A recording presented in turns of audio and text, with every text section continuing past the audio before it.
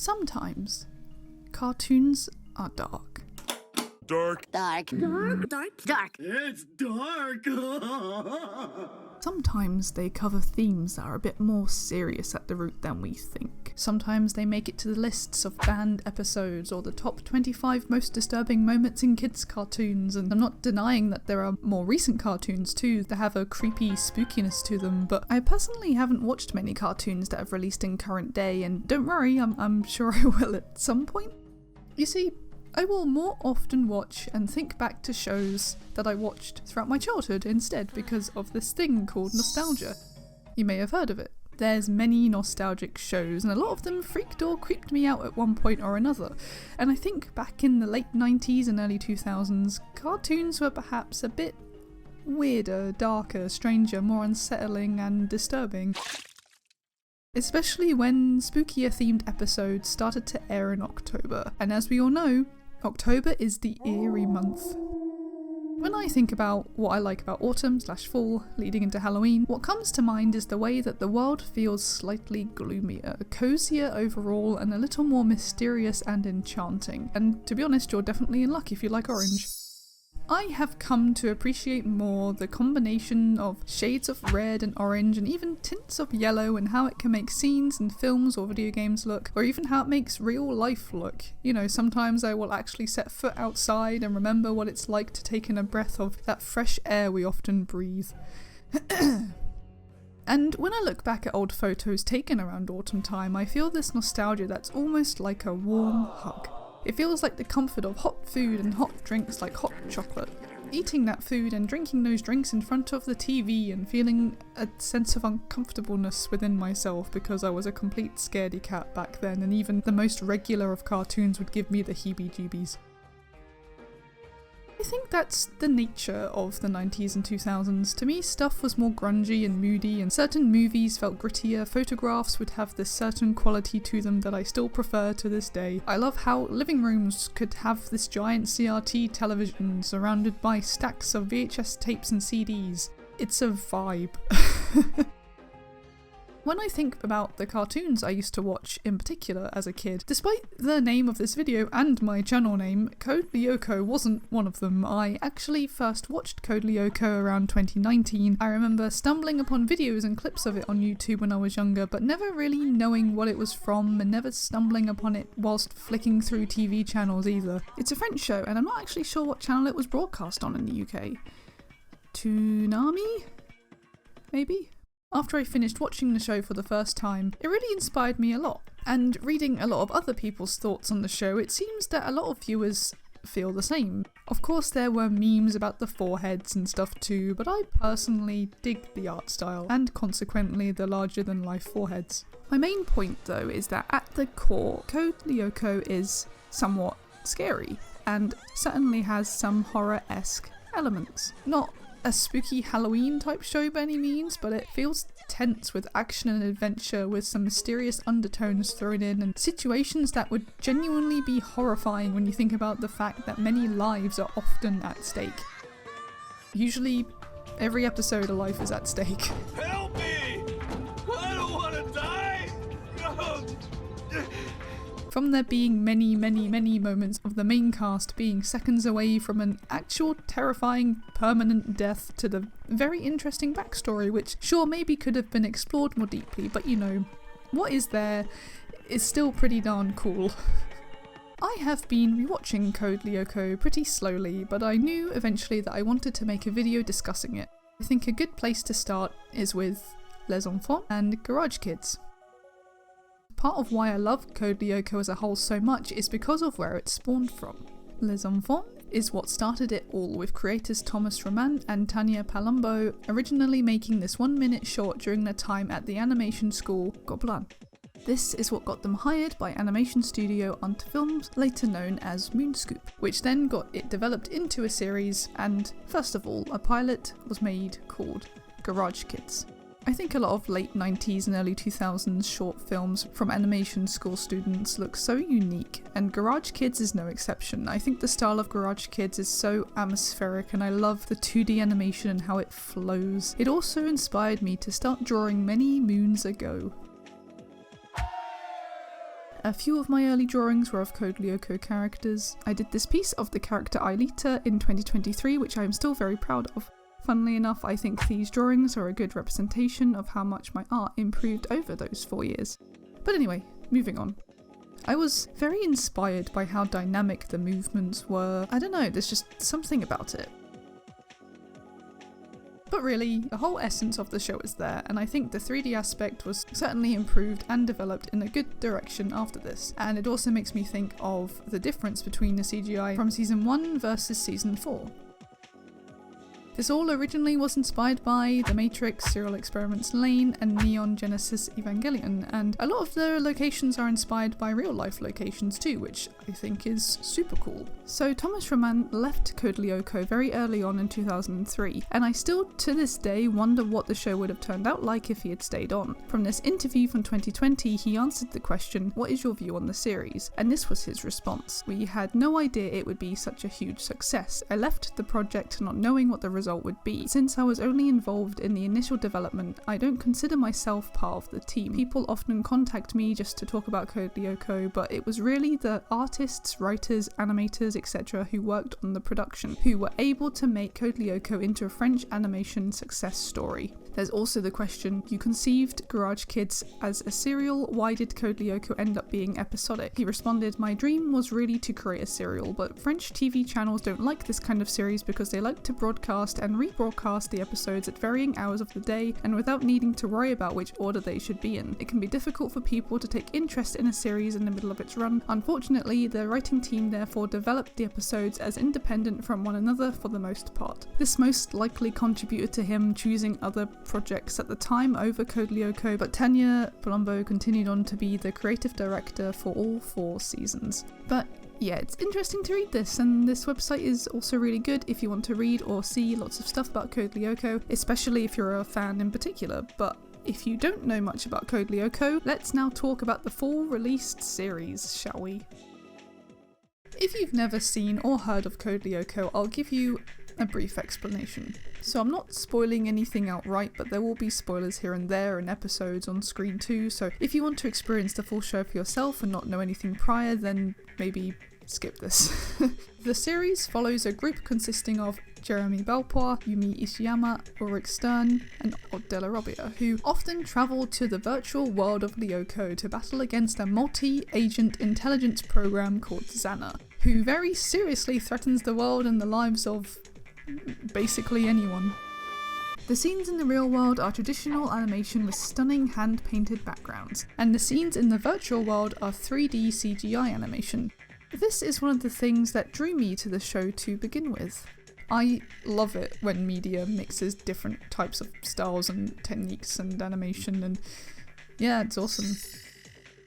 There were 97 episodes total from 2003 to 2007, and also a live-action follow-up series in 2012.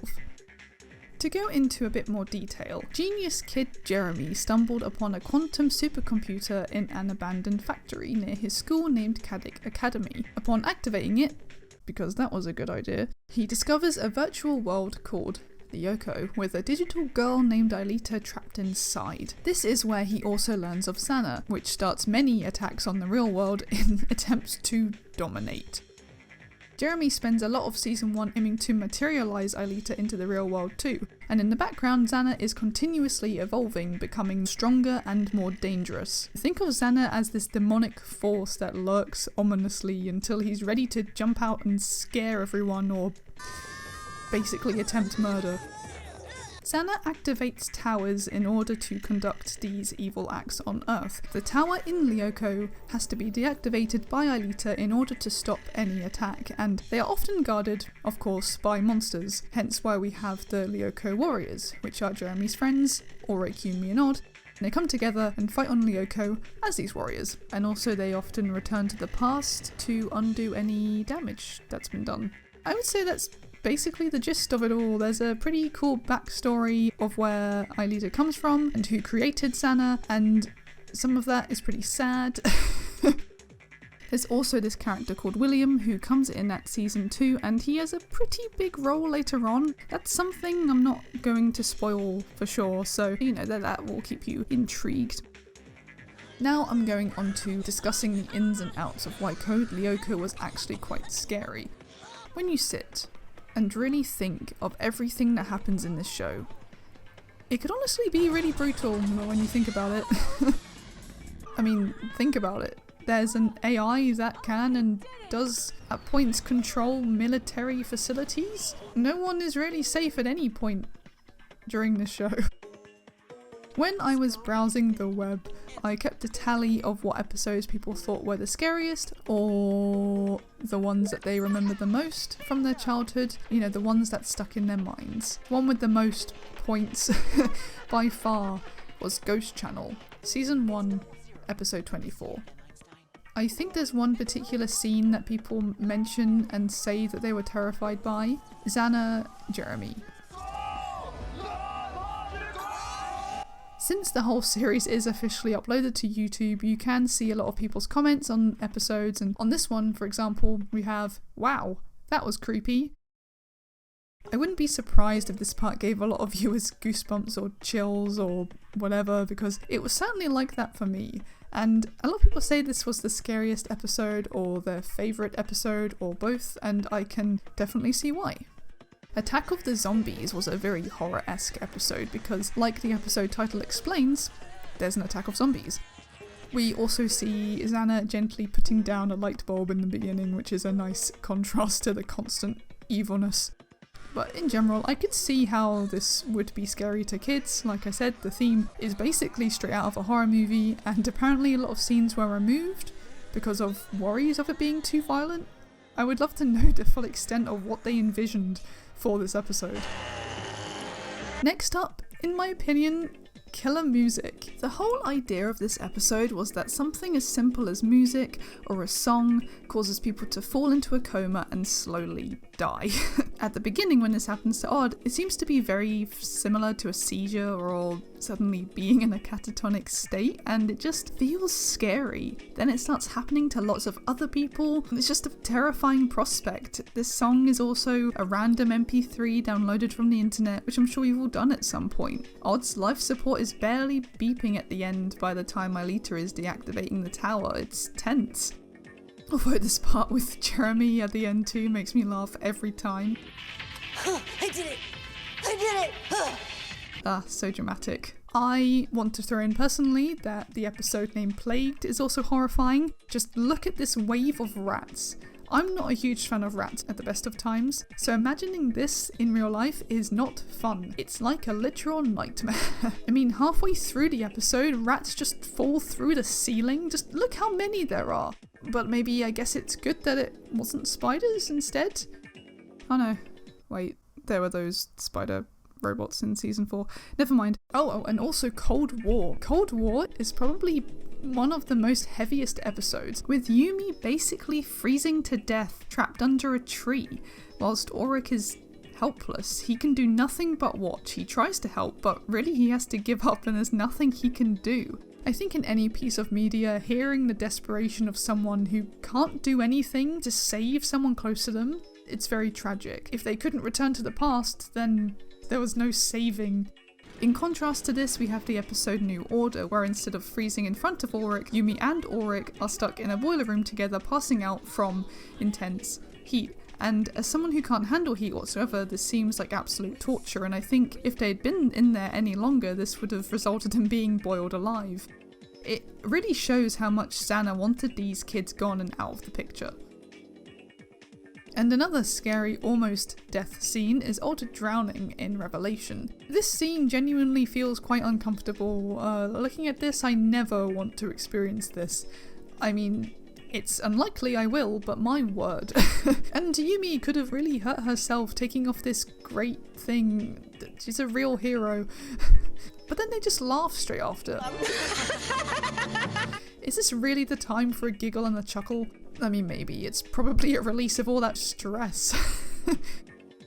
I also really enjoyed the episode End of Take from season 1, where there seems to be a resemblance to the movie Alien. This looks really similar to a xenomorph. I personally also like how they didn't shy away from showing fear and emotion, and I think it really adds to the situation and the terror of it all. And now to finish off, we have Common Interest, which has some tense moments, surprisingly enough. Xana takes over a dangerous criminal. Aelita basically has 3 heart attacks.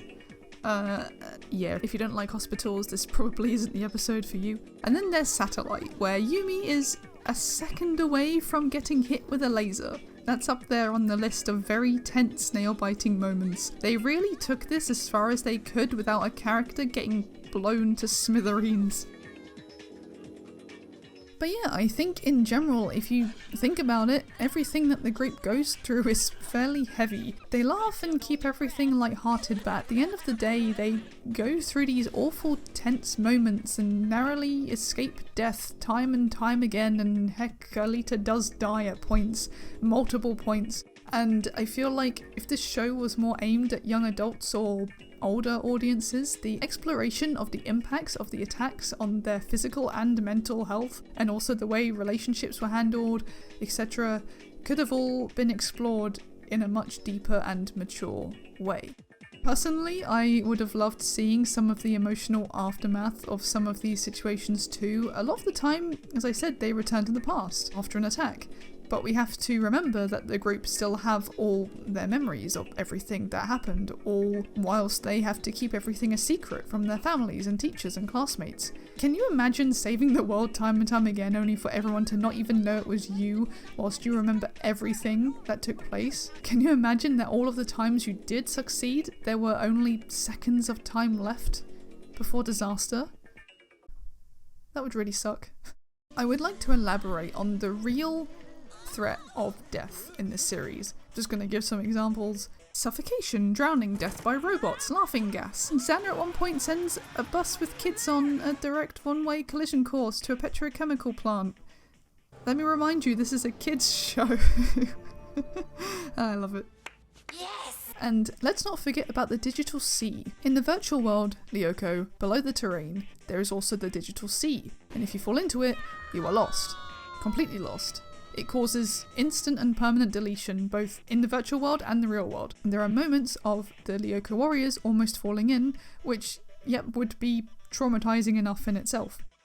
And for sure, like, not everyone is watching this and imagining the situation as if it were real, but I kind of enjoy doing that. And if you do that, then a lot of the time, these situations would be hella traumatizing to be in, to be honest. And the characters can also be fairly relatable, which adds a lot. You know, they don't have any special powers in the real world, like a lot of cartoons, and like real people, they have to try and balance friendships, relationships, family, schoolwork, hobbies, all the regular life stuff, along with the physical battles they do. Jeremy often doesn't sleep and has insomnia, so I think it's just fairly easy to feel sympathy for these characters and see yourself in them, especially since it's so easy for them to lose each other in all of this. Take the season 2 finale, it's also such a dark episode. A lot of people have even commented on the episode saying it made them cry. Summary time now. What I like about this show is that it's not like OMG, I have to look away from the screen now type of sad or tragic or scary. It's just enough to be enjoyable and you can still relax, minus maybe some of the anxiety from Aelita taking her sweet time in the towers, and that just means a lot to me personally. It's my comfort show, and above everything else, I like how it can go from being really funny to actually pretty serious and engaging. The side characters, Jim, Herb and Nicholas, always get a laugh out of me too, and Odd also has a lot of funny moments. But yeah, the show is unique. I don't really know anything that's quite the same. But yeah, Code Lyoko will always be on that special little shelf in my mind. There's also video games and some really cool novels, and also a fan game that looks pretty cool. Exploring the whole extent of a piece of media you're a fan of is really fun and special, in my opinion. But of course, other nostalgic cartoons have also had their really dark and scary episodes, and also some fairly gruesome episodes too. The one that I think fits better with Halloween and October is Courage the Cowardly Dog. The show as a whole was really strange and unsettling, and I think the whole point of it was to be a children's horror series or even a family horror cartoon. In the episode King Ramses' Curse, the part "Return the Slab" is one of the scariest parts for sure. Return the slab. I have memories of just thinking WTF is this as a kid and being forever creeped out. I love it though when old CGI really helps with the unsettling nature of cartoons, and obviously I think the voice of this really added a lot. Another episode that showcases the old and creepy nature of early CGI is the episode Perfect This Thing. It's brief but still iconic, and wow. I think when I first saw this I was disturbed and intrigued. Although I think the one that got me the most was that violin girl. When I first saw that, I was not expecting anything like this to be on TV. During my relaxing cartoon watching session, I probably had just curled up on the sofa all comfortable, and then this. I mean, it's amazing, but back then I definitely froze in absolute fear and probably had to change the channel for a bit. Freaky Fred is also on the list for me here. I think as an adult, this is actually even creepier than I remember, along with A Night at the Cat's Motel. This is actually the first episode of the whole show. There is an absolutely horrifying spider. Horrible. Get away, please. I hate how it moves. Then we have Invader Zim. Dark Harvest comes up a lot when researching the darkest episodes of Invader Zim, along with cartoons in general. I think there were really creepy and disturbing moments in a lot of children's cartoons, even to the point of thinking, is this really something children should see? And I mean, I think either kids loved it or were forever traumatized by it. And honestly, I was in the second group when I was growing up, and I wish I wasn't. I wish I loved it more, but it took me a while to kind of feel brave enough to muster up the courage to watch Courage or spookier themed shows and episodes. But even shows like SpongeBob that I watched all the time had some really creepy moments. I found the Nosferatu and the close-up bug moment really off-putting. The bus episode was creepy. It's dark and scary. I don't want to be here. Along with when they murdered the health inspector. Flapjack. Oh my god, there's this one part from Flapjack, and I think if you know, you know. The show was absolutely crazy, and I don't think I saw it on Cartoon Network much in the UK, unless I just happened to miss it all the time. But I'm really glad I didn't see this as a kid. This particular part gave me nightmares in my mid-teens, let alone younger. I think the whole vibe of Flapjack is really bizarre. Ed, Edd n Eddy was 100% the show I watched the most on Cartoon Network, as I would often watch it myself or with my dad. We loved that show. We often also enjoyed Cow and Chicken together, which was also extremely strange, along with Dexter's Lab, Powerpuff Girls. Ed, Edd n Eddy wasn't really that scary, but I do remember a lot of weird and surrealistic moments. This episode when reality breaks was really strange. I found it really funny, to be honest. As a kid, I thought it was really cool, especially when Eddie takes the outline off Jimmy and he just melts into the drain. But yeah, I guess there were some moments that just made me feel odd. You know, like Jimmy's nightmare is a pretty scary moment. It's quite intense, really. I have never actually really seen Hey Arnold. I just don't think it appealed to me as a kid for some reason, along with Arthur as well. And I also just kind of stuck to what I really liked, so I just, watched Ed, Edd n Eddy 24/7. But even last year, when I was researching for my Halloween video, I saw a lot about the dark themes in Hey Arnold. I think the show actually covers a lot of heavy topics and also important topics, and I think as an adult you realise how dark the stuff actually is, how dark the stories are, and all of this makes me wonder what would actually air on TV today. You could list on and on for ages. There are so many cartoons out there, and I know I've mentioned ones that a lot of people have heard of and they're popular, but of course there are spooky cartoons from other countries and from different eras with different styles and stories, and I think those are certainly worth exploring too. There are cartoons that are unintentionally creepy or weird, and I think those are fun alongside the ones that are strange on purpose. I love the level of spookiness that's in children's media though. It's not too extreme, but it can still make you feel uncomfortable, unsettled, wondering what's going to happen next. It can stick with you for a long time, and I personally prefer atmosphere and storytelling over lots of jump scares and gore, so for now I think I might stick to watching Code Lyoko and other cartoons like Courage the Cowardly Dog. So in summary, I like cartoons. I like Code Lyoko, I like creepy stuff. What more can I say? I really like the atmosphere of October and November and December, basically the end of the year. It always feels a lot more cozy and chill than the start of the year to me. 2024 has been an interesting year, and I want to thank you for being here and welcome you if you have joined my channel and seen this little world I'm kind of creating, or this corner I'm creating, if that makes sense. I would briefly like to share that I also have a Patreon, and I want to thank my current Patreons on there. You're great, you're amazing, and I'm very grateful. And I just want to say that I'm super excited for my next videos and whatever next year holds my channel. I know we're not quite there yet, but you know, I thought I'd get in early. If you have any favourite cartoons that you like to watch in this season, please comment and share, because everyone has their own tastes and feelings of nostalgia, and it's just nice to hear about other people's experience when it comes to media. Thank you for watching. Bye bye.